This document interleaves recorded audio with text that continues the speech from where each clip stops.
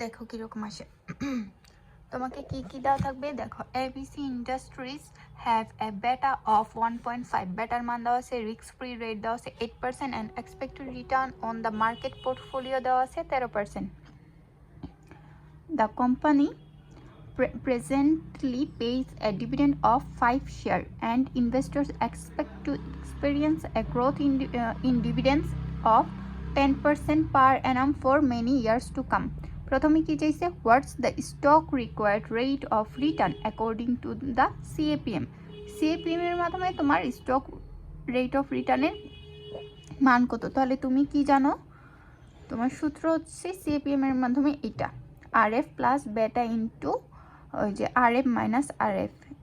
এখানে যে ইয়ারটা এটাকে ইগনোর করো, এটা হচ্ছে এই যে এটা কি আবার এখানে কেন লিখতে যায় না।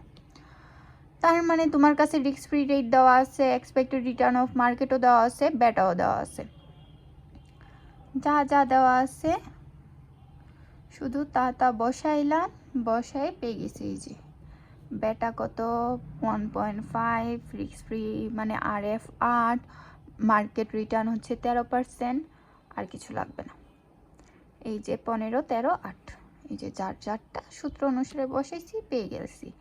তারপরেরটা কি চাইছে, what's the stock present market price per share, market price কত অ্যাজিউমিং দিস রিকোয়ার্ড রিটার্ন।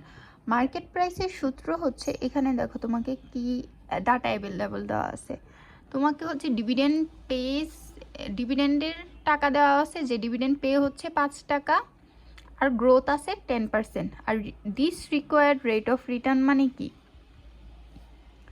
এই 15.50, এখান থেকে আমি যে রেটটা পাইছি রিকোয়ার্ড রেট অফ রিটার্ন, তো সেইখান থেকে হচ্ছে আমার সূত্র কি আসে, D1 ভাগ আর এম মাইনাস জি, অথবা কে, অথবা আমরা লিখি কেই মাইনাস জি, যেটা হচ্ছে আমরা ক্যাপিটাল বাজেটিংয়ে শিখি। ডিভিডেন্ড 1 মানে কি, dividend to be paid next year, next ইয়ারে আমার ডিভিডেন্ড কত। যদি আমার গ্রোথ রেট দেওয়া থাকে, আমরা D1 পাই। D1 কিভাবে পাই, D0 ইন্টু, দাঁড়াও কোথায় না দেখলাম দেওয়া আছে, এই যে ডিভিডেন্ড হচ্ছে আমরা D0 দেওয়া আছে, যেহেতু বলছে যে প্রেজেন্টের ডিভিডেন্ড। আর এটা সূত্র হচ্ছে, এখানে কি লেখা যায়, যে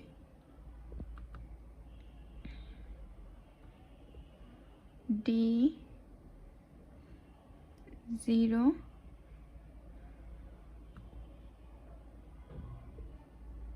ইন্টু 1 প্লাস জি, এইটা। এখন D0 কত, এই যে 5, যেটা তোমাকে দেওয়া আছে, তোমার গ্রোথ রেট কত 10%, তাহলে এখানে 5 বসবে, এখানে 1 প্লাস জি বসবে, 10% বসবে। এটা দিয়ে গুণ করলে, এই যে এটা দিয়ে গুণ করলে আসতেছে কত 5.50, তো ঠিক আছে নাকি,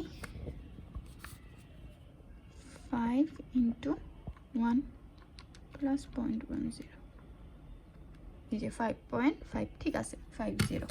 তারপর হচ্ছে রিকোয়ার্ড রেট অফ রিটার্ন, যেহেতু বলছে দিস, তার মানে আমি যেটা পাইছি 15.50, এইটা কাটা, এটা এখানে এমনি দিছে, এটা হচ্ছে আমার সূত্র। তো যা পাইছি, D1 কত পেলাম 5.50, আর এখানে হচ্ছে কেই অথবা আর এম, যেটা আমার মার্কেট রিটার্ন, আর এটা হচ্ছে আমার গ্রোথ রেট। এটা করলে আমি এখানে স্টক প্রাইসটা পেয়ে যাব। স্যার এখান থেকে এইটুকুই করাইছে।